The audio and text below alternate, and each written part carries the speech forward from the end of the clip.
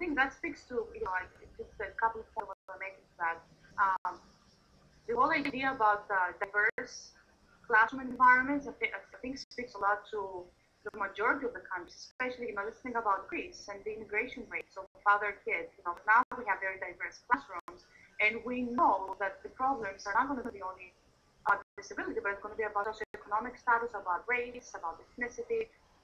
It's going to be about language. It's going to be a lot of things. So what we have seen here, and I think that exists in general teachers as well, is sometimes it's not only training of specialized training that are the difference with the teachers, but they're actually teachers that they just, I don't know if they're gifted, they just have it in them to be able to differentiate instruction and to be able to see the different needs that the students have, yes, regardless of the specialized training they have or not. So I've seen that in interviewing teachers, that even some veteran teachers that have no experience in special education actually go into the classroom and teach all kids differently. And we're using the response to intervention model right now. It's called the RTI, and it speaks exactly those principles of universal design and differentiated instruction. Hopefully, that's something Europe is going to pick up soon, and Greece, especially. One of the teachers I feature in the film is Barbara O'Brien, who's Samuel's teacher. And people say to me, well, I don't have any training to do inclusion. She had no training to do inclusion, but as Maria said, she's determined to reach every child in the classroom. And I think that's more important than any type of training you can have. So one of the things I tried to do in the film was to show lots of examples, real human examples of teachers, of students, of classrooms where this is working well, but also, because I'm a journalist by training, show some of the challenges and show some of the obstacles very honestly. So the film is a very honest film about both the benefits and some of the challenges of inclusion, but it's a very personal perspective, since Samuel, of course, is my own son. But I did feel that just focusing on Samuel might not show the broad range of issues around this topic. So that's why I focused on a young woman with a mental illness, schizophrenia. I focused on a young boy with autism, and I focused on people in different situations with different ethnicities, and creating a broad picture of the issue.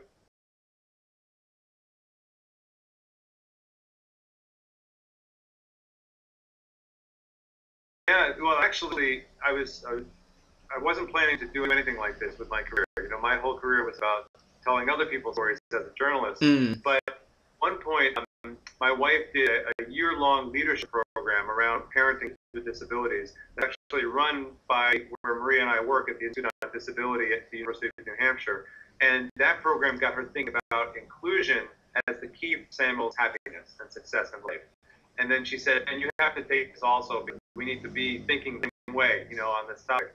So I took that program, and that got me thinking about inclusion. But it wasn't until Samuel became very ill at one point. He had a tonsillectomy done, and he aspirated some blood. He swallowed some blood during the procedure, developed a very severe pneumonia, and ended up in the intensive care unit of our local hospital. And at that time, a doctor actually came up to me while Samuel was unconscious, and fighting for his life. Our doctor came up to me and suggested I start taking pictures and documenting our experience parenting a child with a serious condition and a disability. So I was surprised that he had that suggestion, but it got me just starting to take some pictures, which is what I do. That's my career. Yes. And then I started thinking, well, what do I do with these pictures? And around that same time, I had a photo exhibit at a local high school. And the high school students liked my photography, but they said video is what they need to see in order to truly connect with the subject matter. So that's when I decided to do a film, because I knew that I wanted this documentary to reach young people who would be on the forefront of change for generations to come. If you get young people to believe in a certain civil rights movement, that's when it takes hold, I think, in the country. So all that came together doing the film. My family at first was a little bit nervous about it, and I remember coming home one day and saying, I think I'm going to call it Including Samuel, and my wife said, whoa, I thought this was just a general film about kids with disabilities. Yes. But I showed it to a lot of friends. I showed an early preview that I created to friends, and they all said, Samuel has to be the core of this story. It's such a compelling story, it's a personal story. So all that came together in this film that has become, kind of an international resource for disability rights and inclusion. So it's been now translated into 17 languages, including Greek, with the help of Maria and some other folks. And so it's been a tremendous success that really surprised me how widely it's gone.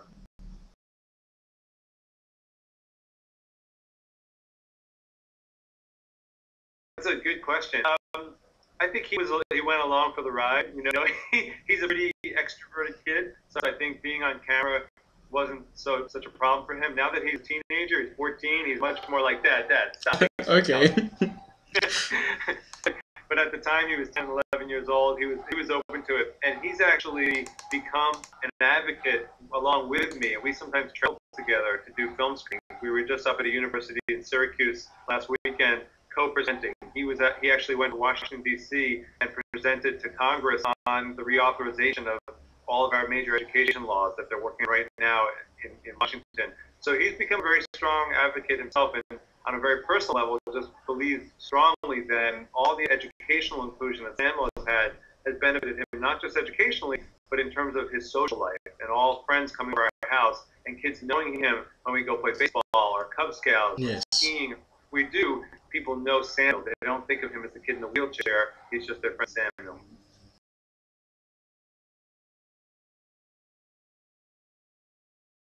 Film is a very accessible medium. It's a medium that lots of people can take in, whether they have disabilities or not, whether they're young or old, whether they live in Greece or in the United States. And I think translating into all these languages, having it audio described for people who have vision impairments, open captions for people who are deaf, which is all in the film, makes it a very accessible medium. I think it's a very powerful medium because I think we learn through human stories. You know, we learn by in seeing other people living their lives, how they live their lives, the decisions they make, the challenges they have, the struggles they have, happiness they experience. And film is a powerful medium to experience that. I love reading books, but I don't think you can communicate as much in an hour of reading a book to a large group of people as you can, having everyone in an auditorium together at the Cannes Film Festival, experiencing this movie together, and then talking about it afterwards. It's a very powerful experience. I think, you know, it has been very powerful as well. You know, the times I presented the film last year at the International Film Festival in Athens, and also having presented the film in my class with Dan being the guest speaker in my class, or in different venues, whether we've seen it, it's actually very accessible for parents. And the film has been, we have a couple of parent associations in Greece that they have purchased the film, and I received emails from 2 or 3 of them, but they said exactly the same thing, like no matter what they were reading about inclusion about their kids, seeing the film in parent associations, you know, in high schools, in Kastoria, Thessaloniki, they would email them, they would say that it created such a big impact on the parents, seeing that perspective in a very simple way, and also seeing, you know, seeing Betsy talking about Samuel, that, you know, it's just the identification that the parents feel with the other parent when they both share this experience. So I think that's very powerful to have through that form of media. Yeah.